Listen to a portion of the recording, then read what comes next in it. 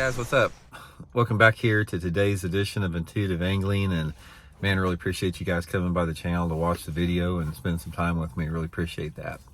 And guys, this weekend we finished up with our last Ozark Division BFL tournament, and what I wanted to do in today's video is I want to review our tournaments, all the 6 BFL tournaments that we fished this year, and sort of give you guys an overview of how I caught my fish, and maybe by the end of the video it'll help you guys get some information that might help you guys catch some fish down the road somewhere. So we're going to get into that in today's video. Also guys, just a couple quick housekeeping tips for getting started here that you guys love to hear every video out there. Not probably. I just want to invite you guys to check out my Tackle Warehouse Blaukat's Corner page. This is a page that Tackle Warehouse is working with me, and every month guys I give my recommendations on the best lures for that month, and we have a correlating video for each lure. So they just put up the September edition of Blaukat's Corner.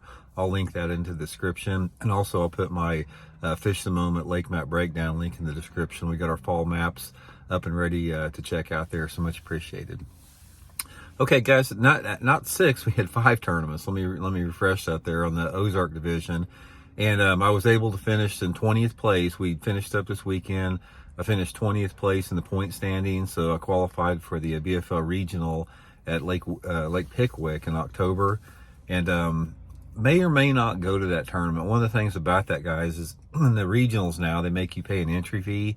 So you got to pay an entry fee, and then I've got to drive 500 miles to get there and pay for all the expenses, and then you got to finish in the top 6 out of 200 people to make the All-American. So from a business perspective, I'm not sure if I'm even going to go to that tournament. If it was closer, obviously I would, but I don't know why MFL had the regionals so far away from where the Ozark Division is, because that's one of the reasons people fish MFL, BFL tournaments, is because it's close to home. So not sure what the deal is with that. But anyway, I was able to finish 20th place in the points.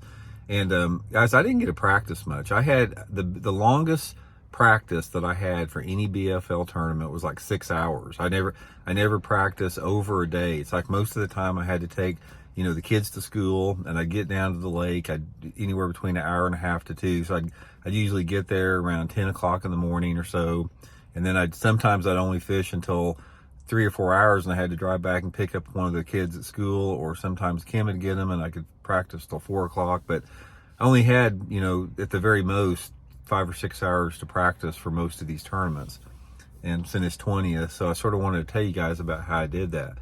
So anyway, let's go through the schedule, sort of give you guys a rundown. Our first tournament was at Table Rock Lake, I believe in February.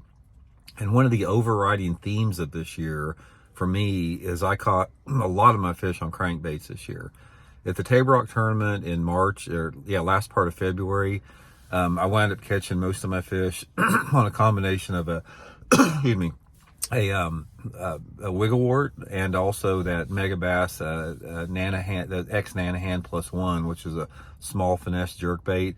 And obviously every tournament, since I don't spotlight for bass, I was looking for shallow fish. So in that Table Rock tournament, I ran up one of the rivers, and I basically was cranking channel banks with that wigglewort, and also I was throwing that X Nanahan down those channel banks. And most of those fish were anywhere between 3 to 6 foot deep. Water visibility was probably about 2 foot where I was fishing, a little bit off colored water, and wound up catching a limit in that tournament.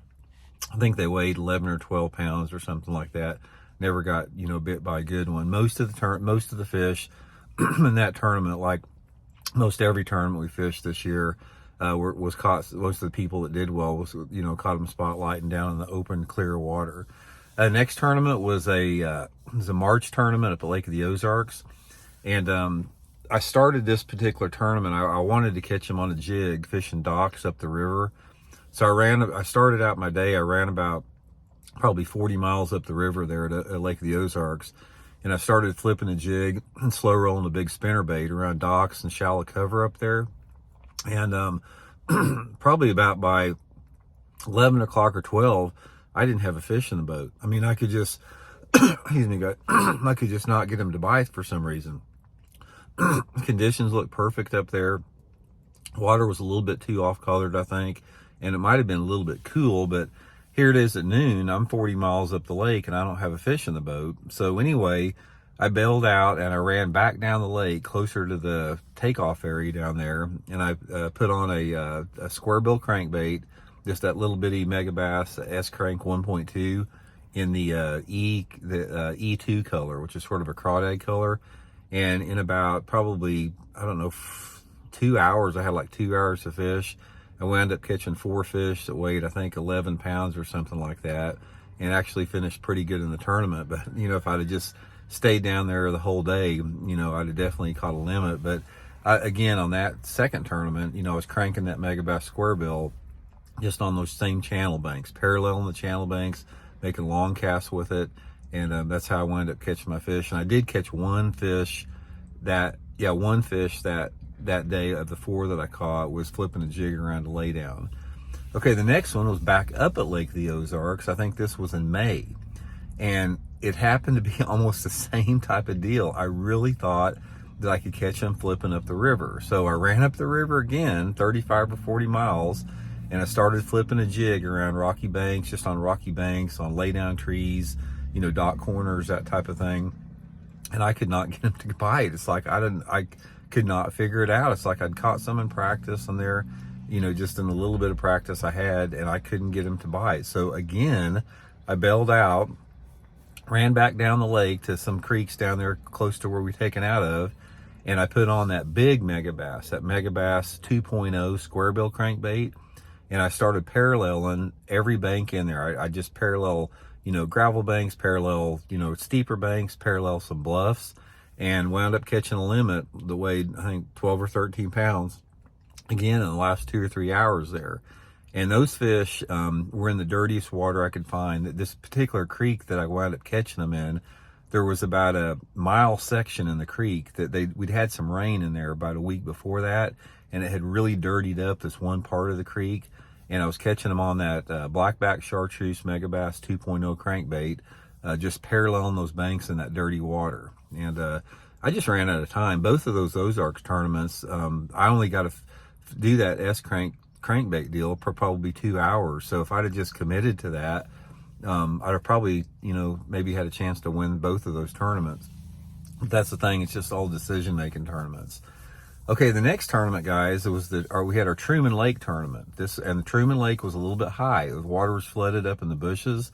And this tournament, I didn't have any practice at all. I had just got my boat. I just got out of my skeeter boat, and I didn't have a boat, so I borrowed my buddy's old Ranger that I fished the last 2 tournaments out of, and he didn't have any electronics. So I had no electronics, no practice at Truman, but I'd fished Truman quite a bit, and I knew the water was up a little bit. The water was in the bushes, but not like real high in the bushes. It was like real marginal.